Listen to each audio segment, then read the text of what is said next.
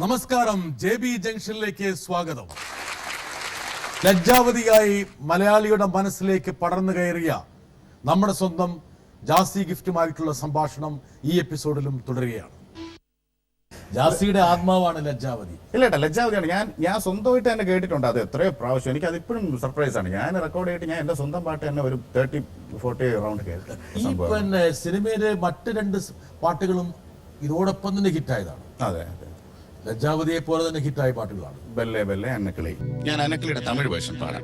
അന്നക്കിളി നീ വാടിയ കാതൽ സീറ്റെടുക്ക, நெல்லுக்கு பதிலாக முத்தங்கள் நான் கொடுக்க, மஞ்சமயிலே உன் தோகையில் ஒளிஞ்சு கண்ணாமூச்சின ஆட, கொஞ்சி விளையாடி கும்மாளம் போட்ட என்ன உனக்குள்ள தேட, அன்னக்கிளி நீ வாடிய காதல் சீட்டெடுக்க, நெல்லுக்கு பதிலாக முத்தங்கள் நான் கொடுக்க.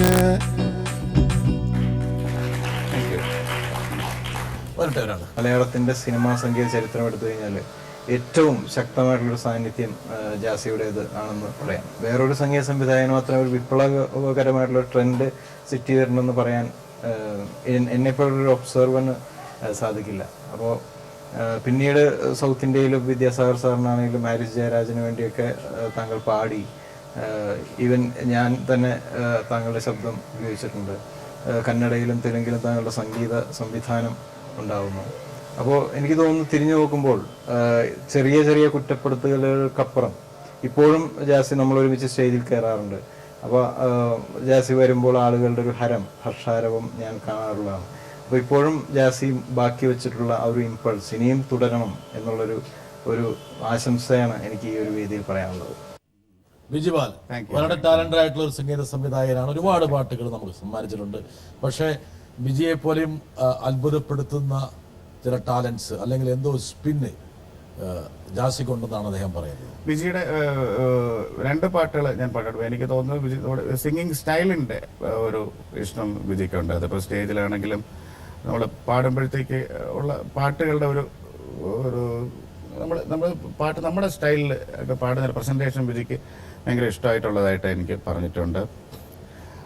അപ്പോൾ ഇതുപോലെ കൂടുതലും സ്റ്റേജ് പ്രസന്റ് ചെയ്യുമ്പോഴത്തേക്ക് പോപ്പുലർ ആയിട്ടുള്ള സോങ്സ് ഫോർ ദ പീപ്പിൾ തന്നെയായിരിക്കും. 3 പാട്ടും അത് തന്നെ നിനക്ക് പാടുന്നത്. ഞാൻ ഇപ്പോഴും മാറ്റിയിട്ടുണ്ട്. ഞാൻ ഇപ്പോഴും ആദ്യം പാടുന്നത് മണിക്കിനാവിനെന്നുള്ള സോങ്, ഒരു ഡുവറ്റാണ്. വളരെ സ്ലോ ആയിട്ടുള്ള പാട്ടുകൾ. പിന്നെ കൂടുതലും മെലഡി പാടുമ്പോഴത്തേക്ക് ചില ഓഡിയൻസിന് ഭയങ്കര ഇഷ്ടമാവും. പിന്നെ ആ പാട്ടും കൂടെ പാടിയിട്ട് പോകണം. നിന്റെ മിഴിമുന, ആ പാട്ട് ഈ കുട്ടികൾക്കെല്ലാം ഈ മിഴിമുന ഭയങ്കര ഇഷ്ടമാണ്. നിന്റെ മിഴിമുന കൊണ്ടെന്റെ നെഞ്ചിലൊരു ബല്ലേ ബല്ലേ, നിന്റെ ചിരിമഴ നനഞ്ഞപ്പോൾ അടിമുടി ബല്ലേ ബല്ലേ, കവിൾ ചെമ്പക മലരിന്റെ മണം കൊണ്ടു ബല്ലേ ബല്ലേ, കവിൾ മുടിയിലെ കുടമുള്ള പൂവിനു ബല്ലേ ബല്ലേ, നിന്റെ മിഴിയിൽ കുറുമ്പ്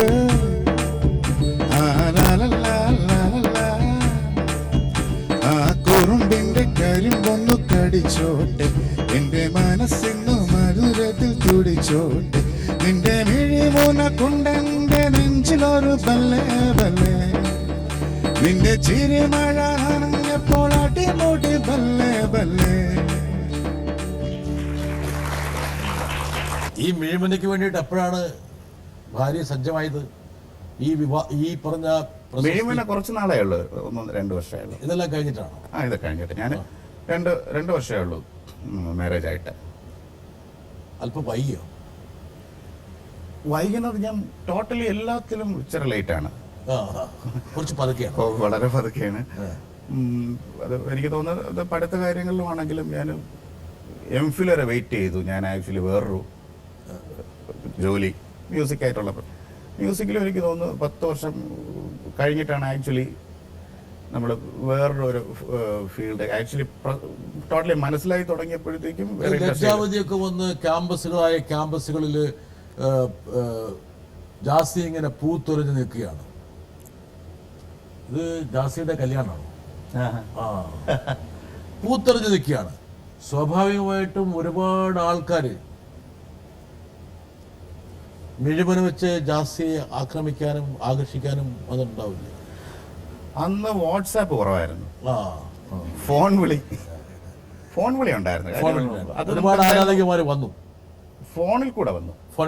ആ നമുക്കത് എന്തായാലും അവോയ്ഡ് ചെയ്യാൻ പറ്റില്ലല്ലോ. കാര്യം ഒരാൾ പാട്ട് ഇഷ്ടപ്പെടുന്നു പറയുമ്പോഴത്തേക്കും നമ്മൾ സ്വാഭാവികമായിട്ടും ആ കോൾ എടുക്കുക, അത് കേൾക്കുക എന്ന് പറഞ്ഞാൽ നമ്മുടെ ഒരു അവർക്ക് കൊടുക്കുന്ന റെസ്പെക്റ്റ് ആണ്. ഓ അങ്ങനെ ഒരു നമുക്ക് പ്രത്യേക താല്പര്യം. അടുത്ത 2-3 പ്രണയങ്ങൾ ഉണ്ടായിരുന്നു ജാസിയുടെ ചില സുഹൃത്തുക്കളുടെ അടുത്ത് പറഞ്ഞു. ഇതെല്ലാം ഒരേ സമയത്തായിരിക്കും അങ്ങനെയാണെങ്കിൽ. അങ്ങനെ സീരിയസ് ആയിട്ടൊന്നും ഇല്ലായിരുന്നു കേട്ടോ, കളിയിലും ഇല്ലായിരുന്നു പ്രത്യേകിച്ച് അങ്ങനെ ഒരു. ജാസിയുടെ മൂക്ക് വേർക്കുന്ന ഞാൻ കാണുന്നുണ്ട്. ഒന്നുമില്ല. ഇവിടെയാണ് ഞാൻ വിട്ടവിടെ. എന്താ കാരണം വെച്ചാല് ജാസി ഒരു തരത്തിലും വിഷമിക്കേണ്ട അദ്ദേഹം തീരുമാനിച്ചു. മാത്രമല്ല ചേട്ടൻ ഈ കല്യാണ വീഡിയോ കാണിച്ചെടുത്ത് ചോദിക്കാനും പാടില്ല. അവള് വന്നുപോയി. ഇത് നമ്മൾ സ്വകാര്യമായിട്ട് പറയാം, അതെ അതെ, ആരും കേൾക്കരുത് കേട്ടാ. ജാസി പറയാൻ പോവാ. വേണ്ട, വിട്ടുകളാം. ഏതൊക്കെയാലും വൈകിയാണെങ്കിലും എല്ലാം പതുക്കെയാണെന്ന് പറഞ്ഞു. എന്തായാലും വേണ്ടില്ല, ജീവിതത്തിലേക്ക് റീനയല്ലേ? റീന, അതുല്യ എന്ന പേര് റീന എന്നുള്ള. അത് ജാസി മാറ്റിയതാണോ? ഇല്ല, അവർക്ക് 2 പേരുണ്ട്. അതെന്താണെന്ന് ഞാൻ ഇപ്പോഴും കറക്റ്റ് അറിഞ്ഞുകൂടാ. അതുല്യ എന്നൊരു പേരുണ്ട്, റീന. വളരെ വളരെ പ്രഹേളിയാണ്. ഇത്ര കിട്ടാത്ത ചോദ്യമാണ്.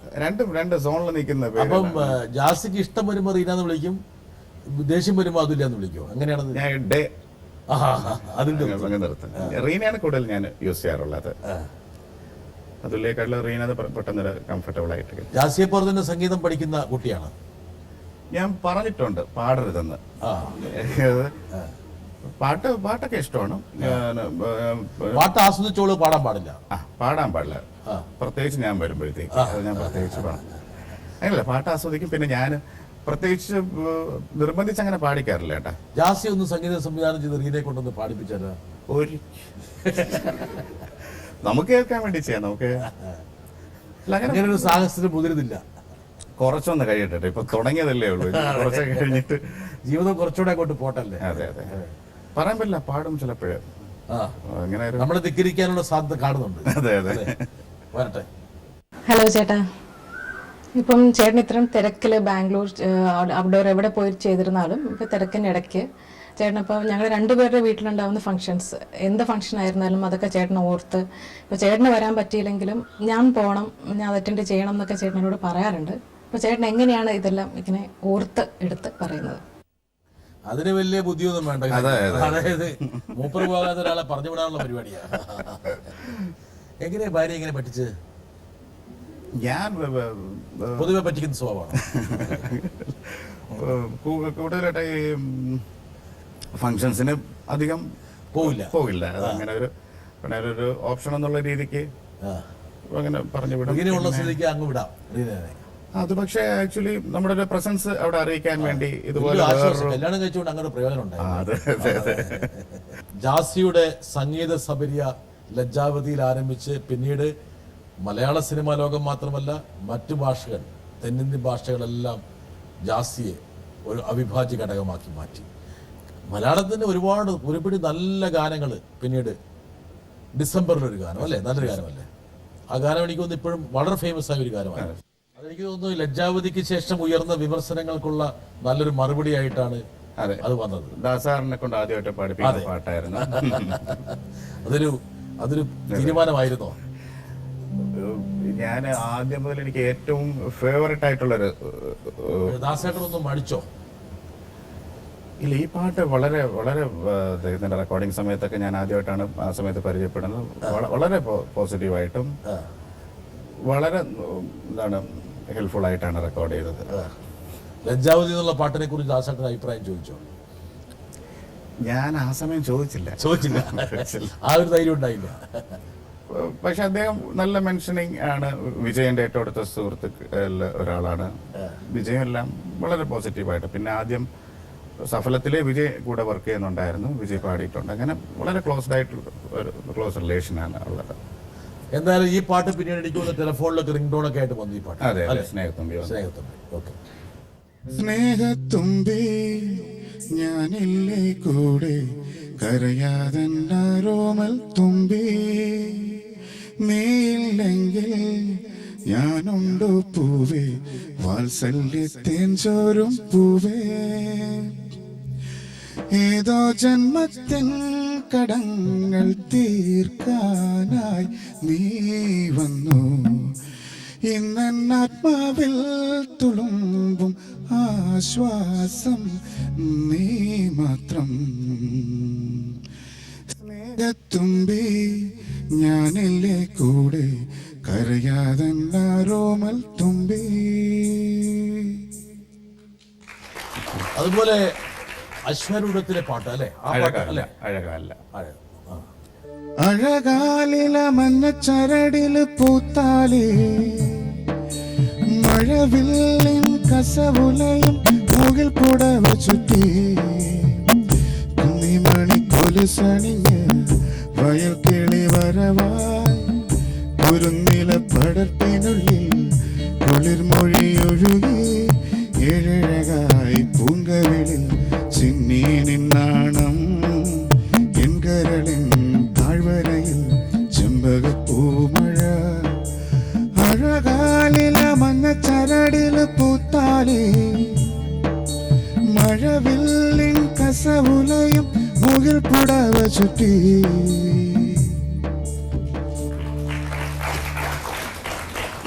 ഈ ലജ്ജാവതിയിൽ നിന്ന് പിന്നീട് സ്റ്റേജുകളിലൊക്കെ ഡിമാൻഡ് വന്നത് ലജ്ജാവതി പാടാൻ വേണ്ടിയാണ്. പക്ഷെ പിന്നീട് എനിക്ക് തോന്നുന്നു കുറച്ച് കഴിഞ്ഞപ്പോഴേക്കും സ്നേഹത്തുമ്പി പിന്നീട് എനിക്ക് തോന്നുന്നു പോക്കിരി രാജയിലേക്ക് മണിക്കിനാവിൻ ആ ഒരു പാട്ട് കൊണ്ട് നമുക്ക് മണിക്കിനാവിൻ കൊതുമ്പു വെള്ളം തുഴഞ്ഞു വന്നു നീ എനിക്ക് വേണ്ടി വെയിൽ പിറാക്കൾ വിരുന്നു വന്നു പകൽക്കിനാവിൽ ഇന്നെനിക്ക് വേണ്ടി ചിരിയുടെ കുളിരലകൾ അതിലിളകിയ കരിവളകൾ നീ അഴകിന്റെ കുളിരരുവി അതിലൊഴുകിയ മുരളിക ഞാൻ പ്രണയിനി ഹരിമുരളിയിൽ അനുരാഗരാഗമാല്യമായി നീ മണിക്കിനാവിൻ കുതുമ്പു വെള്ളം തുഴഞ്ഞു വന്നു നീ എനിക്ക് വേണ്ടി. ജാസിയുടെ ശൈലിയിൽ ഒരുപാട് മാറ്റങ്ങൾ വന്നു എന്ന് ചില ആൾക്കാർ നിരീക്ഷിച്ചു. പഴയ ഫോക്ക് വെസ്റ്റേൺ മിക്സിൽ നിന്നൊക്കെ ഒരുപാട് അങ്ങോട്ട് മാറി. അതെന്താ ജാസി ബോധപൂർവം മാറിയതാണോ അതെയോ ഒരുപാട് വെറൈറ്റീസ് ഒരു പക്ഷേ സംഗീത സംവിധാനത്തിൽ വേണമെന്ന് മെലഡി ചെയ്യണമെന്നുള്ള താല്പര്യമുണ്ട് കേട്ടോ. ആക്ച്വലി കമ്പോസ് ചെയ്യാൻ ഫാസ്റ്റ് ആയിട്ടുള്ള സോങ്സ് ആണ്. മെലഡി ചെയ്യാൻ ഫാസ്റ്റ് ആയിട്ട് ഒരു പാട്ട് ചെയ്യുന്നതിന് അത്ര ഒരു മെനക്കെടില്ലാതായിട്ട് എനിക്ക് തോന്നിയിട്ടുള്ളത്. മെലഡി വലിയ ചലഞ്ചിങ് അല്ല, അത്ര ചലഞ്ചിങ് ആയിട്ട് എനിക്ക് തോന്നുന്നില്ല. കാര്യം അത് അത്രയും സ്പേസ് ഉണ്ട്, അത്രയും സ്ഥലമുണ്ട് നമുക്ക് എന്തുകൊണ്ട് ഡിഫൈൻ ചെയ്യാൻ. സ്പീഡ് പാട്ടെന്ന് വെച്ചാൽ പൊയ്ക്കൊണ്ടിരിക്കണം, അതിനകത്ത് ആൾക്കാരെ ഇഷ്ടപ്പെടുത്തണം, അങ്ങനെ കുറെ ഫാക്ടേഴ്സ് ഫാസ്റ്റ് ആയിട്ടുള്ള നമ്പേഴ്സിന്റെ ഒരു കടമ്പായിട്ട് എനിക്ക് തോന്നുന്നു. മറ്റൊന്ന് മലയാളിയുടെ ഒരു പൊതു സൈക്ക് ഒരു പക്ഷേ മെലഡിയുടെ ഒപ്പമാണെന്ന് ചിന്തിച്ചു, അങ്ങനെ നോക്കുന്നുണ്ടോ? നല്ല ട്യൂൺസ് എല്ലാവരും ഇഷ്ടപ്പെടും. പിന്നെ പൊതുവെ എല്ലാവർക്കും മെലഡിയോട് ഒരു താല്പര്യമുണ്ട്. അതിന് പ്രധാന കാരണം എന്ന് വെച്ചാൽ നല്ല ഫാസ്റ്റ് ആയിട്ടുള്ള പാട്ട് നമുക്ക് വേറെ എൻജോയ്മെന്റ് തരും. വേറെ ജാസി ഫാസ്റ്റ് ആയിട്ടുള്ള പാട്ടിന്റെ പ്രത്യേകത വെച്ചാൽ അതൊരു റേസ് വാക്കാണ്. ശരിയായ ഭയങ്കര ഹിറ്റാവും, അതല്ലെങ്കിൽ വലിയ വേണമെങ്കിൽ അത് പരാജയപ്പെടും. തീർച്ചയായിട്ടും വളരെ സ്പെസിഫിക് ആയിട്ട് വളരെ പർട്ടിക്കുലർ ഒരു നല്ലൊരു മെലഡി ഉണ്ടെങ്കിൽ മാത്രമേ അതിനകത്ത് യഥാർത്ഥത്തിൽ വിദ്യാസാഗർ സാറൊക്കെ അതിന്റെ ഒരു ഉസ്താദാണ്. രാജാ സാർ അവരൊക്കെ എനിക്ക് തോന്നുന്നു, പിന്നെ കീരവാണി സാർ, ദേവിശ്രീ പ്രസാദ്, ഇപ്പോഴും മനീഷ് ശർമ്മ, തമൻ, ആക്ച്വലി അങ്ങനെയുള്ള മ്യൂസിക്കേഴ്സ് എല്ലാം വളരെ ഫാസ്റ്റ് ആയിട്ടുള്ള ഒരു ട്രാക്കിനകത്ത് നിന്ന് മാക്സിമം നല്ലത് കൊടുക്കുന്നത്. വിജയിപ്പിക്കാൻ ഭയങ്കര പാടുള്ള ഒരു സംഭവമാണ് ഫാസ്റ്റ് ആയിട്ടുള്ള പാട്ടായിട്ടാണ് എനിക്ക് തോന്നിയിട്ടുള്ളത്. എനിക്ക് തോന്നുന്നു ജാസിയുടെ പാട്ടുകളിൽ ശ്രദ്ധിക്കപ്പെടും നല്ലൊരു പാട്ടെന്ന് പറയാവുന്ന പാട്ടുകൾ ശ്രദ്ധിക്കപ്പെട്ട പാട്ടാണ്. ഇതിൽ പുതിയ രീതിയിൽ ഫാസ്റ്റ് ആണ്, അതുപോലെ മെലഡി ഒരു സമ്മിശ്ര ഭാവമുണ്ട്. ഒരു എന്താ പറയാ, ഒരു പക്ഷെ ആൾക്കാർക്ക് പെട്ടെന്ന് ഹൃദ്യമാകുന്നത്. ഇത് നമുക്ക് പാടണോ? ഇതിന്റെ കന്നഡയുണ്ടോ? ഇതിന്റെ കന്നഡയുണ്ട്. വേണമെങ്കിൽ അതാണ് എളുപ്പമെങ്കിൽ അത് പാടിക്കൂ. കന്നഡ പാടാം. കാര്യം ഇവിടെ ആർക്കും അറിയില്ലല്ലോ. കന്നഡ പാടാം. അല്പം തെറ്റിയാലും കുഴപ്പമില്ല. ಕನವೇ ಬಾಗಿ ಭುವಿಯನ್ನು ಕೇಳಿದ ಹಾಗೆ ಕಡಲು ಕರೆದಂತೆ ನದಿಯನ್ನು ಭೇಟಿಗೆ ಯಾರು ಬಂದಿರದು ಮನಸಲಿ ನಿನ್ನ ಆಗಮನ ಈ ದಿನ ನೀಡುವ ಮುನ್ನ ನಾನೆಯ ಮಂತ್ರಣ ಗಗನವೇ ಬಾಗಿ ಭುವಿಯನು ಕೇಳಿದ ಹಾಗೆ ಕಡಲು ಕರೆದಂತೆ നദിയനു ഭേട്ടിക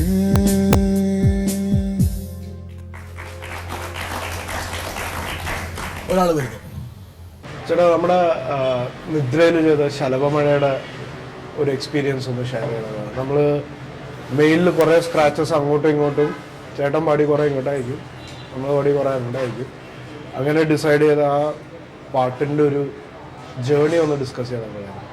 അതേപോലെ തന്നെ നമ്മുടെ കല്യാണപ്പാട്ടും ഇല്ലേ, അതും കുറേ പേര് എൻജോയ് ചെയ്തിട്ടുള്ളൊരു സോങ്ങാണ്, ഇൻക്ലൂഡിങ് മീ. എൻ്റെ ഒരു വളരെ ഫേവറേറ്റ് സോങ്ങാണ് അതിപ്പോൾ. സന്തോഷ് ശർമ്മ അത് എഴുതി, പുള്ളിക്കും ഭയങ്കര ഇഷ്ടപ്പെട്ട ഒരു പാട്ടാണ്, അമ്മയ്ക്ക്.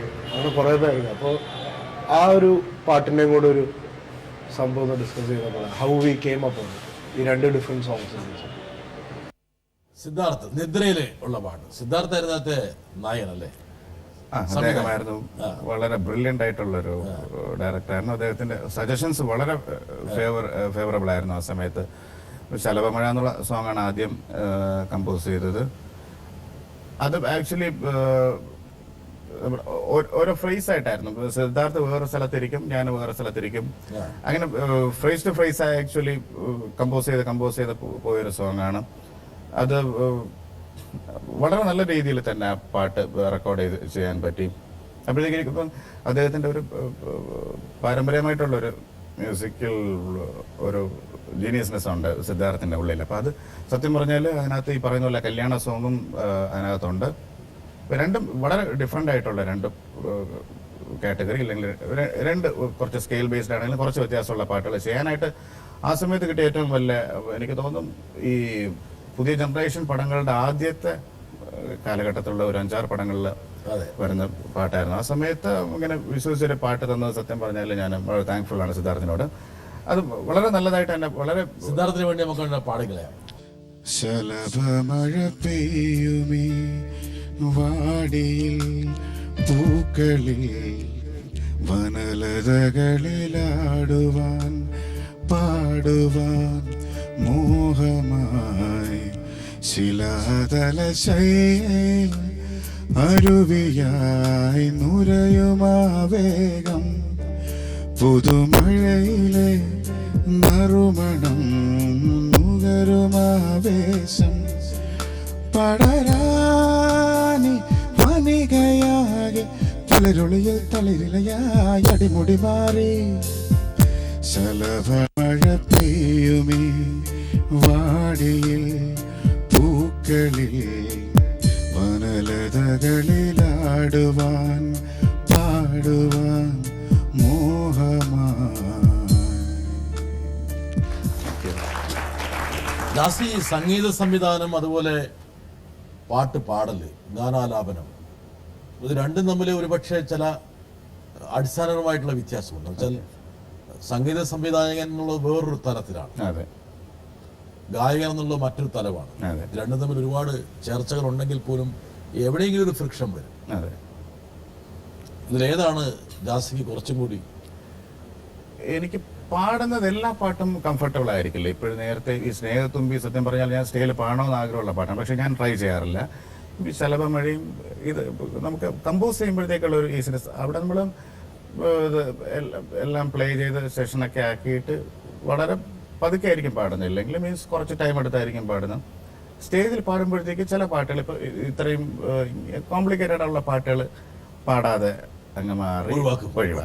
അതെന്നിട്ട് വേറെ ഗസ്റ്റ് സിംഗേഴ്സിനെ വിളിച്ച് ജാസി ഒരു സംഗീതം ചിട്ടപ്പെടുന്ന സമയത്ത് ആ പാട്ട് പാടേണ്ട ഒരു ഗായകനെ മനസ്സിൽ കാണുമോ? ചില ഇപ്പൊ വെളിയിലത്തെ പടങ്ങളാണെങ്കിൽ അവർ ആദ്യമേ ഇവർക്ക് വേണ്ടിയുള്ള സോങ്സ് എന്ന് പറഞ്ഞ് അവര് പറയും.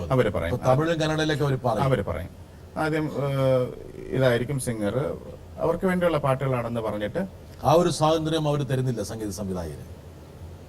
പക്ഷെ ഇതില് അവരുടെ സജഷൻസിന് കുറെ വാല്യൂസ് ഉണ്ട്. നമ്മൾ റിസ്ക് എടുക്കുന്നതിനെക്കാളും അവർക്ക് ഇപ്പൊ ഇന്ന സിംഗേഴ്സ് വേണമെന്ന് പറഞ്ഞാൽ നമ്മൾ അതിനായിട്ട് ചെയ്യുമില്ലെങ്കിലും പുതിയ ആൾക്കാരെ ടെസ്റ്റ് അവർ അതിന്റെ ചെയ്യാനുള്ള കൊമേഴ്സ്യൽ വാല്യൂ കൂടെ നോക്കിയിട്ടായിരിക്കും വേണം. ഓഡിയോ കമ്പനിക്ക് ഇന്ന ആൾക്കാർ വേണമെന്ന് അതിനകത്ത് മസ്റ്റ് ആയിട്ടുണ്ട്. അപ്പോൾ അതൊക്കെ കണക്കിലെടുത്ത് ആയിരിക്കും പാട്ട് നമ്മൾ ചെയ്യുന്നത്. ബിസിനസിന്റെ സമവാക്യങ്ങളാണ് അവിടെ ഗായകനെ തീരുമാനിക്കുന്നത്. കൂടുതൽ അവിടെ ഏറ്റവും കൂടുതൽ പാട്ട് പാടുന്നത് മെയിൽ സിംഗർ സോണു നിഗം, ഹിന്ദി പാട്ട് ഫീമെയിൽ സിംഗർ ശ്രേയ ഘോഷാലാണ് എപ്പോഴും. അപ്പോൾ അവരുടെ ഒരു മാർക്കറ്റ് അവർ എപ്പോഴും ബിസിനസ് ലൈനിൽ കൊണ്ടുവരുന്നുണ്ട്. അതുപോലെ തന്നെ പാട്ടുകളും ഇപ്പോൾ ഒരു പാട്ട് പാടി ഹിറ്റാകുമ്പോഴാണല്ലോ അവർക്ക് തന്നെ അടുത്ത പാട്ടിലേക്ക് വരുന്നത്. അങ്ങനെ സത്യം പറയാൻ നോക്കുമ്പോഴത്തേക്ക് അവർക്ക് തന്നെയാണ് ഹിറ്റുകൾ കൂടുതൽ. അപ്പോൾ പരീക്ഷണങ്ങൾക്കുള്ള സാധ്യതകൾ വളരെ കുറവാണ് അവിടെ. അധികം ബഡ്ജറ്റിൽ അധികം നല്ല സ്ട്രോങ് ആയിട്ടുള്ള ഗ്രൂപ്പുകളാണെങ്കിൽ അധികം അവർ പരീക്ഷണങ്ങൾക്ക് അങ്ങനെ പോയില്ല. പിന്നെ നമ്മൾ വളരെ ഇത് ചെയ്തിട്ട് പ്രത്യേകിച്ച് കൂടുതലും അവർ നോർത്ത് ഇന്ത്യൻ സിംഗേഴ്സിനോടാണ് ഞാനിപ്പോൾ കന്നഡ അവിടെ അവർക്ക് കൂടുതലും താല്പര്യം. തമിഴില് ജാസിയുടെ വളരെ ശ്രദ്ധേയമായിട്ടുള്ള ഒരു സിനിമ ഷണ്ടക്കോഴി. അതിലാണ് എനിക്ക് തോന്നുന്നു ജാസിയുടെ ശബ്ദത്തിന് വേണ്ടിയിട്ടായിരിക്കും അവർ വേണമെങ്കിൽ ജാസി ക്ഷണിച്ചത്. സൺഡേക്കോഴി ഞാൻ യുവൻ ശങ്കർ രാജയാണ് മ്യൂസിക്. ഞാൻ യുവന്റെ പാട്ട് ആദ്യമായിട്ട് പാടുന്നത് കേട്ടാ കൊടുക്കറ ഭൂമി എന്നുള്ള സോങ്. ലിംഗസ്വാമി സാറിന്റെ അതിനുശേഷം ഞാനൊരു പടം മ്യൂസിക് ഡയറക്ഷൻ ചെയ്തായിരുന്നു, പട്ടാളം എന്നുള്ള സിനിമ. അതിനുശേഷം മ്യൂസിക് ഡയറക്ഷൻ ചെയ്തു. എനിക്ക് തോന്നുന്നു ആ സമയത്ത് അവരൊക്കെ വിളിച്ചതിന് കാരണം ലിംഗസ്വാമി സാർ ഒരിക്കൽ എന്നോട് പറയാനുണ്ടായി, അദ്ദേഹം ഏതോ ഒരു ഭയങ്കരമായിട്ടൊരു വനമോ അങ്ങനെ ഏതോ ഒരു പ്രദേശത്തിൽ ലൊക്കേഷൻ കാണാനോ എന്തോ പോയപ്പോഴത്തേക്കും വളരെ പഴയ ഒരു കോളാമ്പിയിൽ ഈ പഴയ ഒന്ന് ദൂരെ എവിടെ ലജ്ജാവതി കേട്ടു അദ്ദേഹം. അപ്പോഴത്തേക്ക് പുള്ളി മനസ്സിൽ വെച്ചു ഈ പാട്ട് ഈ പാടിയ ആൾ എന്നെ പാടണമെന്ന് വെച്ചിട്ട് പിന്നെ എൻ്റെ പേരെടുത്ത് പിന്നെ അങ്ങനെ വിളിക്കാൻ അങ്ങനെ ട്രേസ് ചെയ്ത് വന്നതാണ്. അപ്പൊ അങ്ങനെ വളരെ കുറെ പോസിറ്റീവ് സംഭവങ്ങൾ പാടി. ഡയറക്ടർ സജസ്റ്റ് ചെയ്യുന്നതാണ് ആക്ച്വലി എല്ലാ ഇൻഡസ്ട്രിയിലും ഒരു ഷണ്ടക്കോഴിയിലെ ആ പാട്ട് നമുക്കൊന്ന് പാടാം. கேட்டா கொடுக்கிற பூமி இது, கேட்காம கொடுக்கிற சாமி இது. கேட்டா கொடுக்கிற பூமி இது, கேட்காம கொடுக்கிற சாமி இது. கையில கத்தி இருக்கும், மீச சுத்தி இருக்கும், ஆடுவோம் பாடுவோம் கொண்டாடுவோம், கூடுவோம் சேருவோம் கூத்தாடுவோம். கேட்டா கொடுக்கிற பூமி இது, கேட்காம கொடுக்கிற சாமி இது. கேட்டா கொடுக்கிற பூமி இது, கேட்காம கொடுக்கிற சாமி ഇത്. മറ്റൊരു ശ്രദ്ധേയമായിട്ടുള്ളൊരു കാൽവെപ്പ് വിദ്യാസാഗറിന്റെ മൊഴി. എനിക്കൊന്ന് ജാസി അവിടെ ആ മേഖലയിൽ ഒന്ന് മാത്രമല്ല ആദ്യമായിട്ട് ഒരു മ്യൂസിക് ഡയറക്ടർ മെലോഡി പാടാൻ വിളിക്കുന്നത് വിദ്യാസാഗർ സാറാണ്. സാറ് മൊഴിയെ സെവ്വാനം സേല കിട്ടിയ എന്നുള്ള സിനിമയിലെ പാട്ട് അത് ആ സമയത്ത് അവിടെ വളരെ പോപ്പുലറായി. എനിക്ക് വളരെ മൊഴിയൊക്കെ വളരെ വളരെ വളരെ വളരെ സക്സസ്ഫുൾ ആയിട്ട് ബോക്സ് ഓഫീസ് ഹിറ്റ് ആയിരുന്നു. അപ്പൊ അതിലുള്ള ആ ഒരു കോൺട്രിബ്യൂഷൻ ജാസി അവിടെ നന്നായിട്ട് വേരോടിച്ചു. സെവ്വാനം സേല കെട്ടി செவ்வானம் சேலை கற்றி சென்றது வீதியில, மனம் நின்றது பாதியில, என்னை கொண்டது பார்வையில. மின்சார மின்னல் வெற்றி போனது சாலையில, கனல் மூன்றது கண்களில, உயிர் வேகுது நெஞ்சினில. யாரோ அவள் யாரோ சொல்வாரில்லை, நேரில் கண்டு பேச நேரமில்லை. கண்ணில் வந்து போனால் கையிலில்லை. ஓ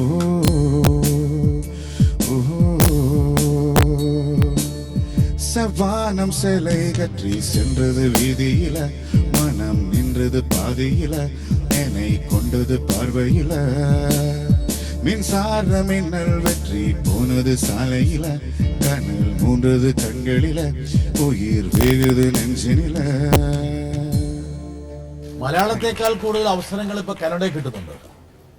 കന്നഡയിൽ ഒത്തിരി അവസരമുണ്ട്. ഒത്തിരി അവസരം മീൻസ് ചെയ്യാൻ പറ്റുന്ന സിനിമകൾ. ബാംഗ്ലൂരാണ് ഇപ്പം ജാസിയുടെ ഒരു ബാംഗ്ലൂരാണ് ഒരു താവളം അല്ലേ? ബാംഗ്ലൂരാണ്. എന്തുകൊണ്ടും കൺവീനിയന്റ് ആയ ഒരു സ്ഥലമാണ്.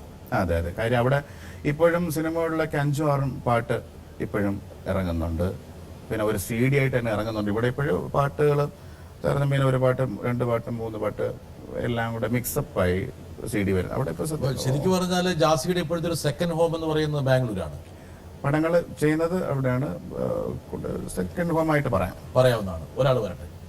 ഞാൻ ജാസിയുടെ പ്രൊഡക്ഷൻ ഹൗസ് ബാംഗ്ലൂരിൽ വരുമ്പോഴത്തേക്ക് അവിടുത്തെ ടോപ്പ് മോസ്റ്റ് ഡയറക്ടേഴ്സ് എപ്പോഴും ഒരു 4 പേര് 5 പേര് ആ വീട്ടിൽ കാണും. അപ്പോൾ നമ്മൾ സ്റ്റുഡിയോയിൽ നിന്ന് ഇറങ്ങി വരുമ്പോഴത്തേക്ക് ഒരാളൊരു ഫ്രൈഡ് റൈസ് ഉണ്ടാക്കുന്നു, എല്ലാവരും കയ്യിൽ കൊണ്ട കൊടുത്തിട്ട്. അപ്പം എന്താണ് ഇതിൻ്റെ ആ ഒരു സൗഹൃദത്തിൻ്റെ ഒരു രഹസ്യം എന്താണ്? അതില് ഈ കണ്ണൻ ആള് രസികനാണ്. പക്ഷെ കണ്ണൻ വളരെ വിദഗ്ധനാ. കണ്ണനെ പറഞ്ഞ കാര്യം വെച്ചാല് കയ്യില് ഒരു കൈലിയെ കൊടുത്ത് അല്ലെ ലുങ്കി കൊടുത്ത് ഒരു കയ്യില് ഫ്രൈഡ് റൈസ്, മറ്റേ കയ്യിൽ ഒരു ഗ്ലാസ് ഉള്ള കാര്യം വിട്ട് കളഞ്ഞു. എന്തായാലും ജാസി ഈ പറഞ്ഞ സിനിമയുടെ വലിയ സംവിധായകന്മാരും നിർമ്മാതാക്കളൊക്കെ ജാസിയെ കാണാൻ വേണ്ടി അങ്ങോട്ട് വരുവാണ്. ഒരുപക്ഷെ നിങ്ങൾ തമ്മിലൊരു സിങ്ക് ഉണ്ടാവും അല്ലേ? കണ്ണൻചേട്ടൻ വന്ന സമയത്ത് അവിടെ ശങ്കരാചാര്യ എന്നുള്ള മൂവിയുടെ കമ്പോസിങ് നടക്കുന്നുണ്ടായിരുന്നു. അപ്പോൾ സാധാരണ അവിടെ കമ്പോസിങ് ഇച്ചിരി ടൈം എടുക്കും. അത് എൻ്റെ ഭാഗത്തു നിന്നാണെങ്കിലും ഞാൻ പറയാം, എനിക്ക് ഇച്ചിരി ടൈം ഉണ്ടെങ്കിൽ കമ്പോസിങ്. അപ്പോൾ കൂടുതലും അവർ കൂടെ ഇരിക്കുമ്പോഴത്തേക്ക് അവർക്ക് ഒരു സാറ്റിസ്ഫാക്ഷൻ ഉണ്ട്. നമ്മൾ ചെയ്ത് കേൾപ്പിക്കുമ്പോഴത്തേക്ക് അവർ അടുക്കള കയറി ഭക്ഷണമൊക്കെ ഉണ്ടാക്കിയോളൂ. നല്ല വിശക്കുമ്പോൾ വേറെ നിവൃത്തിയില്ല.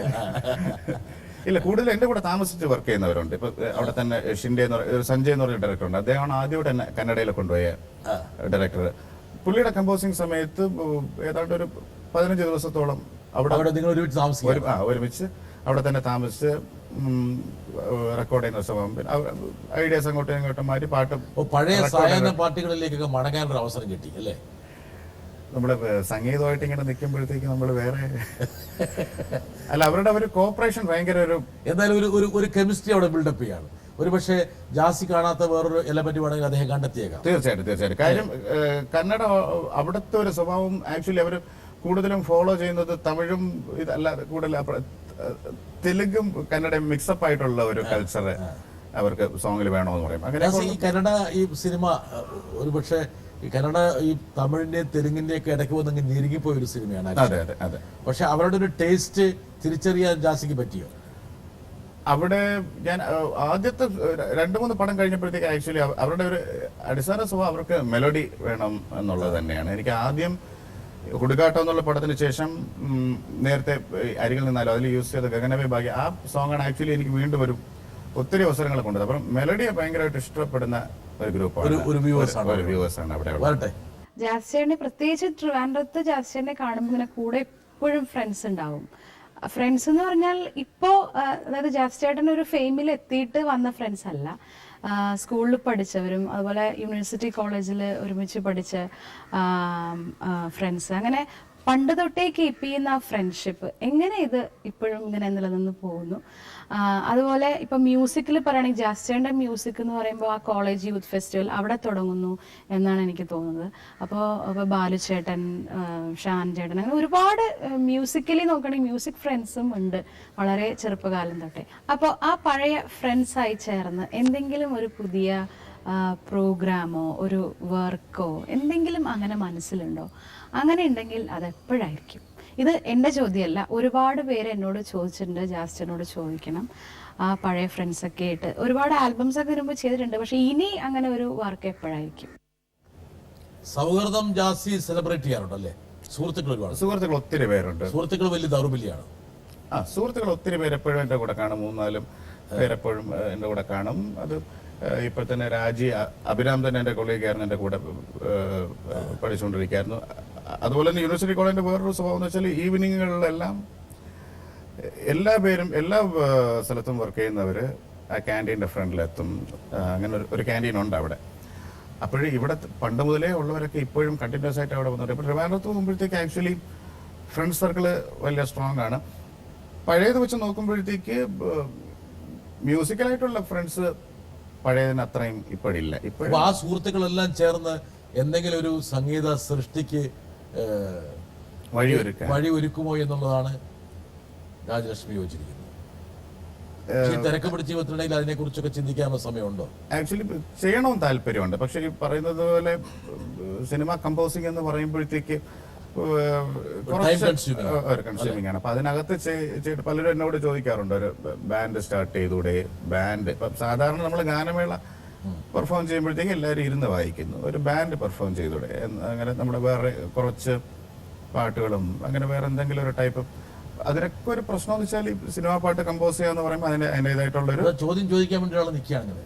ഹായ് ജാസി, ഫോർ ദ പീപ്പിളിനും അല്ലെങ്കിൽ സൂന സൂന അങ്ങനത്തെ ആൽബം സോങ്സിനൊക്കെ വളരെ മുമ്പ് തന്നെ തുടങ്ങിയതാണ് നമ്മുടെ സൗഹൃദം.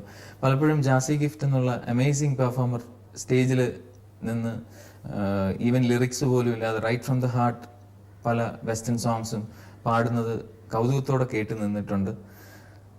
ഇപ്പോൾ ഒരുപാട് ബാൻഡ് പെർഫോമിങ്സ് ഒക്കെ അതിൻ്റെ ഒരു കാലഘട്ടമാണല്ലോ. അപ്പോൾ ഒരുപാട് നല്ല ബാൻഡ്സ് ഉണ്ട്, അതേസമയം തന്നെ ഒരുപാട് ഈ വെപ്രാളക്കൂട്ടങ്ങൾ ധാരാളമുണ്ട്.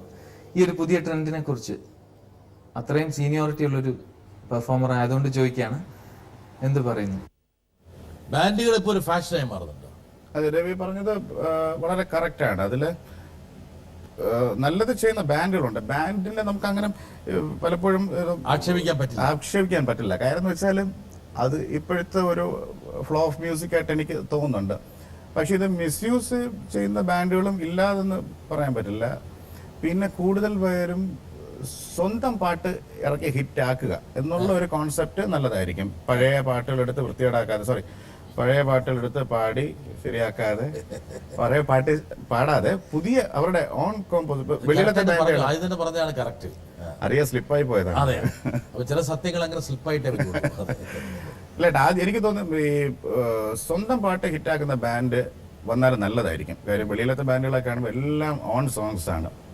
ഒരു ബാൻഡ് അങ്ങനെ ഒരു സംഭവം കാണിച്ചു കഴിഞ്ഞാൽ എല്ലാവരും പിന്നെ ബാൻഡിന് സ്വന്തം ഒരു ആൽബം ചെയ്യുന്നത് നല്ലതായിരിക്കും. സമയമൊന്നുമില്ല ഒരു ബാൻഡ് ഉണ്ടാക്കാനൊക്കെ ആയിട്ട്. ഞാൻ യഥാർത്ഥത്തിൽ ഞാൻ ഒരു ഡാൻസ് ആൽബം ഒരു പ്ലാനിങ് ഉണ്ട്. സ്പീഡ് സന്യാസി എന്ന് പറഞ്ഞൊരു ബാൻഡല്ല, അത് ആക്ച്വലി ഒരു ഡാൻസ് ആൽബമാണ്. ഞാനും എൻ്റെ ഒരു ഫ്രണ്ട് എമിൽ രണ്ടുപേരോട് ചേർന്നാണ് അത്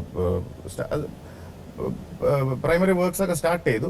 പക്ഷെ നമ്മൾ ലോഞ്ച് ചെയ്യുമ്പോഴത്തേക്ക് അത്രയും നല്ലതായിട്ട് ചെയ്യണം. പെട്ടെന്ന് ചെയ്യണമെന്നില്ല. ഒന്ന് ജാസിയിൽ നിന്ന് ഒരുപാട് ആൾക്കാർ പ്രതീക്ഷിക്കും. അതുകൊണ്ട് നല്ലതായിട്ടേ വലിയ വിമർശനങ്ങൾ. തീർച്ചയായിട്ടും ജാസിയെ കുറിച്ച് ഒരാളും കൂടി പറയാൻ വേണ്ടി കാത്തിരിക്കുന്നു. ജാസിയെ കുറിച്ച് പറയുകയാണെങ്കിൽ സംഭവം കുറെ പറയാനുണ്ട്. കാരണം ജാസിയുടെ ഞാനുമായിട്ടുള്ള ഒരു അസോസിയേഷൻ, ഞങ്ങൾ രണ്ടുപേരും ഏകദേശം ഒരേ സമയത്താണ് കരിയർ ഞങ്ങൾക്ക് ബ്രേക്ക് കിട്ടിയതൊക്കെ. ഏകദേശം ഒരേ ടൈമിലാണ് നമ്മൾ സീനിലേക്ക് വന്നത്. പക്ഷെ ഞാൻ എപ്പോഴും ശ്രദ്ധിച്ചിട്ടുള്ള ഒരു കാര്യം എന്ന് പറഞ്ഞാൽ ജാസിയുടെ എപ്പോഴും likes to speak through his work.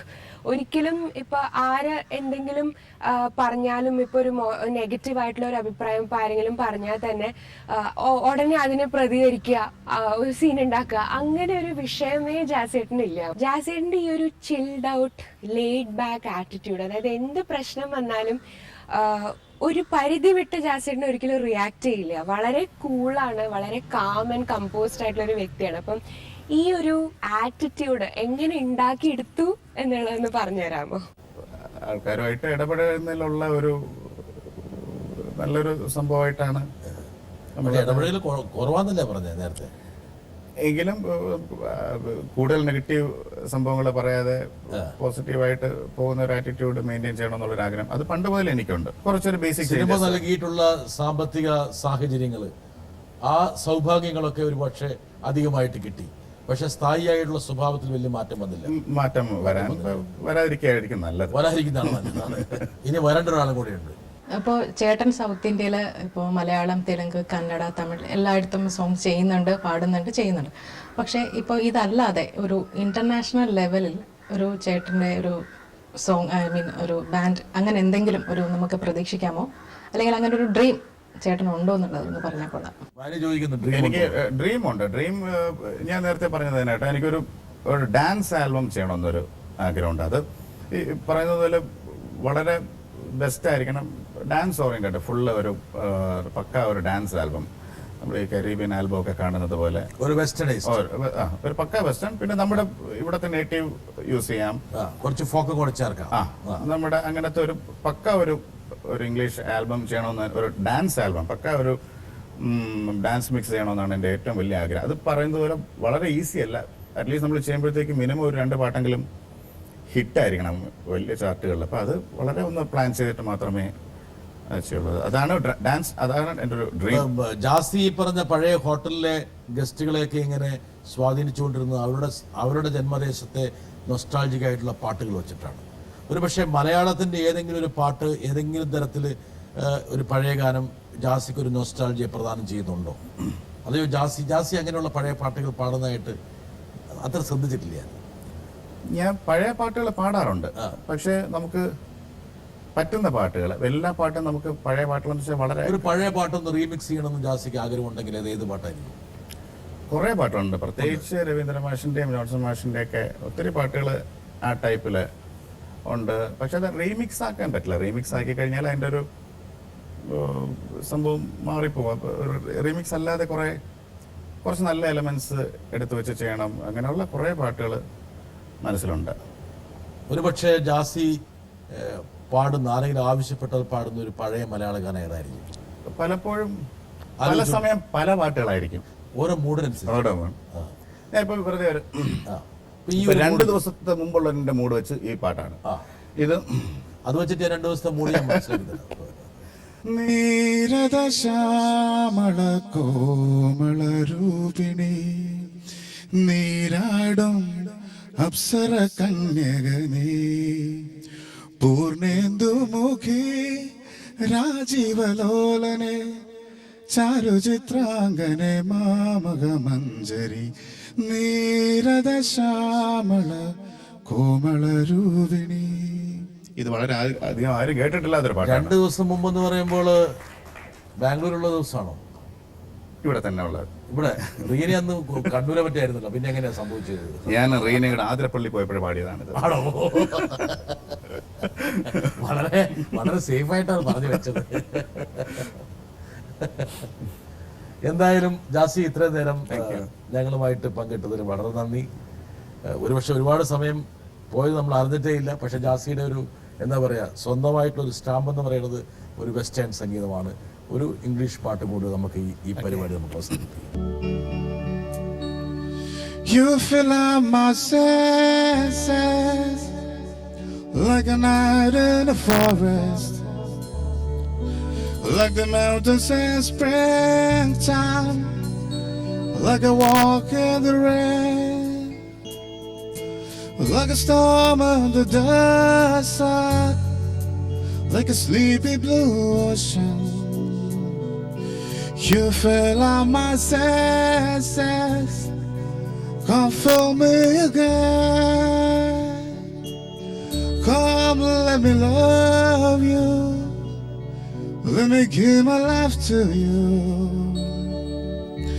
let me drown in your laughter, let me die in your arms, let me lay down beside you, let me always be with you.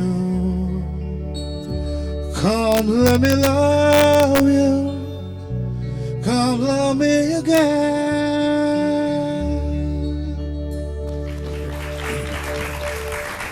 Jassie, ഒരു വിസ്ഫോടനമായിട്ട് ആരംഭിച്ച ജീവിതം, ഈ സംഗീത ജീവിതം ഒരുപാട് നേട്ടങ്ങൾ എത്തിപ്പിടിക്കാൻ വേണ്ടി താങ്കളെ സഹായിക്കട്ടെ.